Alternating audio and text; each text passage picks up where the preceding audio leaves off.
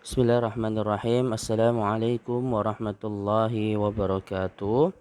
Alhamdulillahi rabbil alamin. Wassalatu wassalamu ala rasulillah Sayyidina Muhammadin wa mawalah. Wa la hawla wa la quwwata illa billahil aliyyil adim. Allahumma anfa'na bi ulumina wal muslimin waj'alna minas salihin wal mukhlisin. Rabbi zidna ilman warzuqna fahman.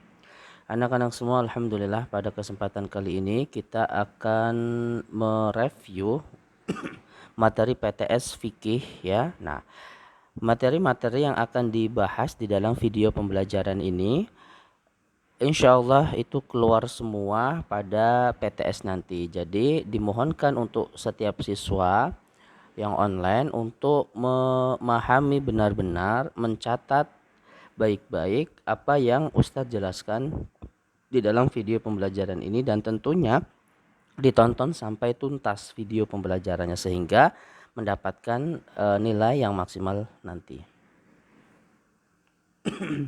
Nah, kemudian silakan bisa di-download terlebih dahulu kisi-kisi PTS ya, sudah Ustadz share di LS.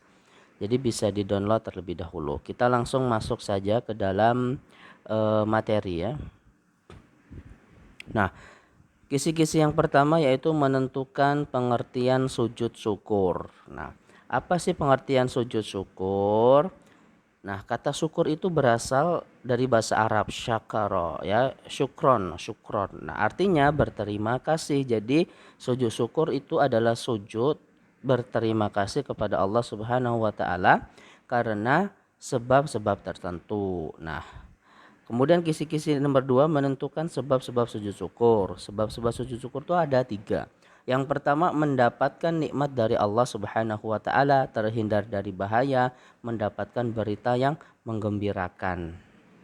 Nah, kemudian menentukan dalil sujud syukur. Dalil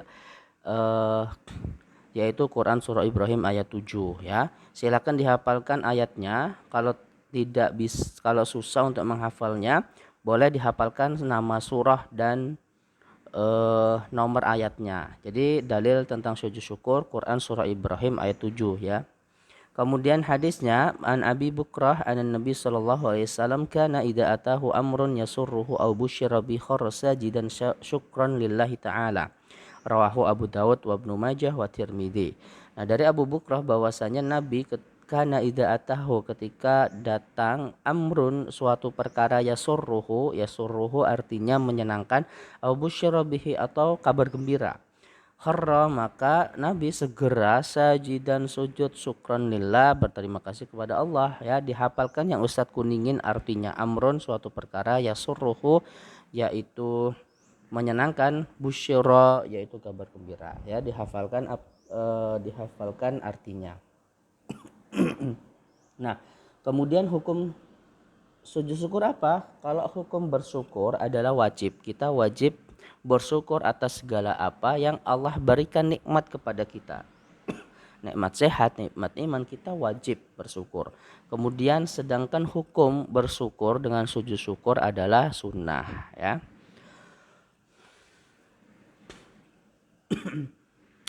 Kemudian kisi-kisi selanjutnya yaitu menentukan pengertian sujud tilawah. Sujud tilawah, nah tilawah secara bahasa artinya bacaan. Sedangkan menurut istilah sujud tilawah ialah sujud yang dikerjakan pada saat membaca atau mendengar ayat-ayat sajadah di dalam Al-Qur'an. Jadi baik kita membacanya atau mendengarnya, ketika membaca atau mendengar ayat-ayat sajadah tersebut maka kita disunahkan untuk bersujud. Nah, kemudian menentukan syarat sujud tilawah. Nah, syarat sujud tilawah sama dengan sujud syukur ya. Yang pertama harus suci badan, pakaian dan juga tempat. Walaupun ada beberapa ulama yang membolehkan untuk tidak suci ketika sujud. Namun di dalam mazhab Syafi'i itu harus suci. Kemudian menghadap kiblat ya.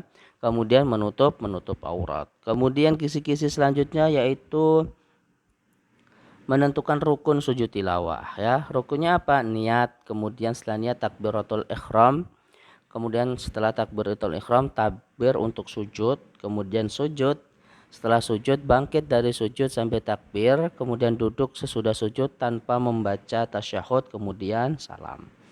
Nah, pelaksanaan sujud tilawah itu bisa dilakukan di dalam sholat dan juga di luar sholat ya. Beda dengan sujud syukur. Kalau sujud tilawah ini bisa dilakukan di dalam sholat, namun harus mengikuti imam. Ketika imam melakukan sujud tilawah, maka makmum juga wajib melakukan sujud tilawah. Namun kalau imam tidak melakukan sujud tilawah, maka makmum tidak harus melakukan sujud tilawah di luar sholat.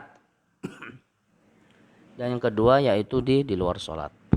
Kemudian kisi-kisi selanjutnya yaitu mengenai persamaan dan perbedaan. Nah, ini nanti soalnya esai ya.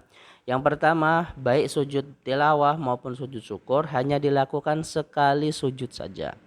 Kemudian hukum sujud tilawah dan sujud syukur adalah sunnah ya. Ini sekalian membahas mengenai hukum sujud tilawah. Kemudian sama-sama dianjurkan menghadap kiblat. Ini persamaannya. Perbedaannya apa? Sujud tilawah dapat dikerjakan di saat sholat maupun di luar sholat. Sedangkan sujud syukur hanya boleh dikerjakan di luar sholat. Kemudian sujud tilawah dikerjakan karena mendengar atau membaca ayat-ayat sajadah. Sedangkan sujud syukur dikerjakan karena mendapat nikmat dari Allah Subhanahu wa taala atau karena terhindar dari bahaya yang mengancam dirinya. Kemudian kisi-kisi yang selanjutnya menentukan pengertian puasa. Puasa itu apa? Menurut bahasa, puasa itu berasal dari kata saum ya atau asyam yang artinya adalah al-imsak. Al-imsak itu artinya adalah menahan atau mencegah. Sedangkan menurut istilah, puasa adalah menahan diri dari segala sesuatu yang membatalkan puasa, mulai dari terbitnya fajar sampai dengan terbenamnya matahari. Kemudian dalilnya mana? Dalilnya Quran surah Al-Baqarah ayat 183 ya, dihafalkan nama surahnya dan juga nomor ayatnya. Kemudian syarat wajib. Syarat wajib berpuasa ada 3 ya, tapi bisa ditambah 4. Jadi 4 ya, Islam, balik, berakal dan mampu ya. Kemudian rukunnya itu niat, kemudian meninggalkan segala sesuatu yang membatalkan puasa. Kemudian kisi-kisi selanjutnya yang membatalkan puasa. Apa saja? Yang pertama, segala sesuatu yang masuk ke dalam rongga melewati mulut, ya. Makanan, minuman dan lain sebagainya. Kemudian sengaja muntah dan kemudian jima berhubungan suami istri dan juga haid dan nifas. Ini hal-hal yang membatalkan puasa. Kemudian hari-hari yang diharamkan untuk berpuasa. Yang pertama ada hari raya Iddain, yaitu 2 hari raya Idul Fitri dan Idul Adha. Kemudian hari raya Tasyrik, ya. Hari raya Tasyrik. Kemudian kisi-kisi selanjutnya yaitu menentukan makruh berpuasa, ya. Makruh berpuasa yang pertama adalah tarkul berkata kotor, menghindari berkata-kata kotor, menggibah, ya. Menggibah, berbohong, toksik dan lain sebagainya. Kemudian sikat gigi di atas jam 12, artinya ketika matahari tergelincir ke arah barat atau setelah duhur itu dianggap makruh. Kemudian tidak berlebihan, ya, tidak berlebihan. Kemudian sunnah-sunnahnya yang berpuasa, yang pertama menyegerakan berbuka, mengakhirkan waktu sahur, tadarus, memberi makanan berbuka, kemudian sholat tarawih dan witir dan beritikaf. Ini sunnah-sunnah dalam berpuasa. Masih banyak sunnah-sunnah lain. Kemudian hikmahnya berpuasa, yang pertama membentuk manusia bertakwa. Kemudian sebagai ungkapan rasa syukur pada Allah, dapat memelihara kesehatan, dapat mengendalikan hawa nafsu, meningkatkan solidaritas terhadap sesama. Nah, kemudian puasa nazar, menentukan pengertian puasa nazar. Apa sih puasa nazar? Puasa nazar adalah puasa yang dikerjakan untuk memenuhi janji karena hajatnya telah terpenuhi. Nah, Kisi-kisi selanjutnya yaitu esai ya. Yang pertama menjelaskan 3 cara menentukan awal Ramadan. Yang pertama ada ru'yatul hilal. Nah, kalian harus bisa ini kan esai, nanti juga suruh menjelaskan apa itu ru'yatul hilal. Ru'yatul hilal yaitu melihat bulan. Kemudian istikmal menyempurnakan bilangan dari bulan Sya'ban sampai 30 hari. Karena ketika ru'yatul hilal, hilal itu tidak kelihatan karena cuaca mendung atau yang lainnya.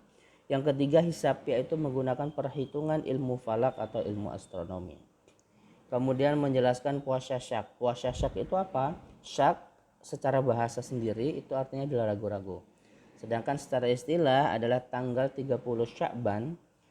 Sebabnya pada tanggal tersebut muncul keraguan apakah Sya'ban berusia 29 atau 30 hari. Karena hilal tidak kelihatan, karena hilal 1 Ramadan tidak terlihat pada hari tersebut, maka digenapkanlah pada 30 hari di bulan Sya'ban tersebut. Nah, itulah disebut puasa syak. Nah, pada puasa tersebut yaitu pada puasa di hari tersebut hukumnya yaitu makruh tahrim, di mana makruh yang mendekati haram. Nah, kemudian kisi-kisi selanjutnya menuliskan kafarat orang yang berhubungan suami istri di siang bulan Ramadan. Yang pertama yaitu membebaskan budak mukmin. Yang kedua berpuasa 2 bulan berturut-turut. Yang ketiga memberi makan 60 orang miskin ya. Alhamdulillah pertemuan hari ini, pembahasan hari ini telah kita bahas sama-sama. Ustadz mengharapkan kalian semua benar-benar dalam mengerjakan soal PTS karena tidak ada remedial. Jadi apa yang kalian pelajari, apa yang kalian kerjakan itu murni hasil kalian, nanti Ustadz berikan nilai, tidak ada remedial ya. Apabila ada yang kurang jelas atau kurang paham, silahkan bisa menghubungi Ustadz. Ustadz akhiri, assalamualaikum warahmatullahi wabarakatuh.